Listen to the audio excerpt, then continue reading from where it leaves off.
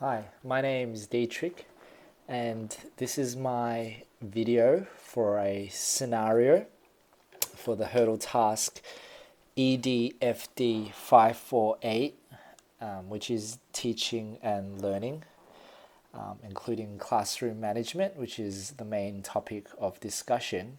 And basically, I'm doing a outline on Michael. Let me first outline Michael's situation. So it's not so much an incident as Michael's personality, temperament maybe, but definitely his learning behaviors that is the issue. So let me just start by going through that. Okay, so Michael is the youngest in a series of very bright, high achieving siblings. At 15, he has already chosen his university course and is talking about postgraduate study. He's obsessive about his work and seems unable to relax. He appears at the staff room door once or twice a week demanding advice and will argue over the smallest details of assessment. He is very competitive and can be aggressive towards his classmates, whom he sees as a threat to his academic supremacy. Okay, so as I've just touched on at the start, I'd say the first point is that Michael doesn't necessarily strike me as someone who I'd put in the category of naughty or someone who needs specific behavioral modification or basically strict classroom discipline. But after reading over this scenario a few times, I'd like to split off his issue or the critical incident into two main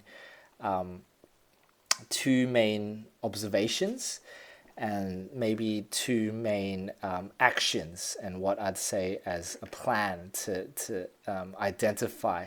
Maybe the word diagnostics is helpful.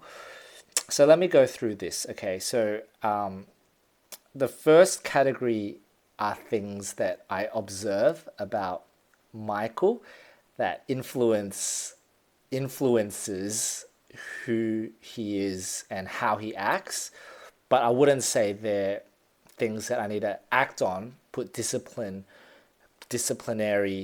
actions on, because I don't think that frankly they're bad. Okay, so let me go through those things, and this is the bigger portion of his situation. So number one, he's the youngest in a series of very bright, high achieving students. And so my note here is that he can't help that. But after doing a bit of research, there is something called sibling spillover effect. And there's a document, an article that's really helpful, Sibling Spillover Effects in School Achievement by Nicoletti and Rabe in 2014. Basically have a study that shows how much a younger sibling's school achievement is affected by his or her older siblings. Now, in this case, it's important to note that Michael has more than one sibling. He has a series of siblings who are very bright, high-achieving siblings, and Nicoletti and Rabe basically say the main factor that contributes to younger sibling success is whether the older sibling helps the younger sibling. In this case, it doesn't say, but it's obviously had a negative fallout effect because what Michael's behavior is shown is that he's very insecure about his own achievement, maybe an overachiever, an over-competitive person. And therefore the next 3 points, which again I wouldn't say are disciplinary actions, but show that there needs to be consideration for the teacher, especially during planning and maybe syllabus differentiation or adaptation. So the issue that him wanting to do well in school is not a bad thing, but we should encourage that by giving him realistic expectations on himself first and foremost. So as a teacher, I would make it very clear, and the main action there is again in planning, not so much differentiation, but establishing routines and being very clear about expectations, maybe even planning ahead to build relationships. These are all strategies that can help in the classroom context. The behavioral issue, as I finish up, is that he is being aggressive towards his classmates, whom he sees as a threat to his academic supremacy. Again, all these things build up to that behavioral issue.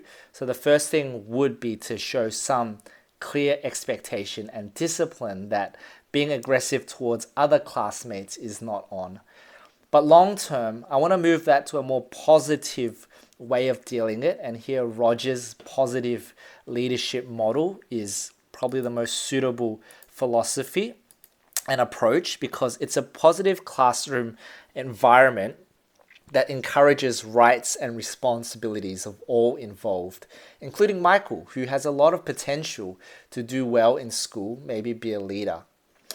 Going forward, I would like to use techniques suggested by Killen, and that is learning as a group. So group work and really building on his relational skills to work with his peers and not against them, because in society, it will be about working with people as opposed to working against and seeing everyone as a threat. So I really like chapter 8 in Killen's book. The ebook says using small group work as a teaching strategy. And there's some specific strategies and theory there. But the one that I really liked was the jigsaw YouTube that Dr. Effany put up. And so I'll just end my talk there. I've gone a bit over time, but basically the jigsaw approach is really helpful to get him to see people not as threats, even though they're different. Maybe even work with people who are slightly above his competence, and also work with those who are far below his competence to know that he's got a lot to offer, even as someone who's anxious and an overly competitive achiever.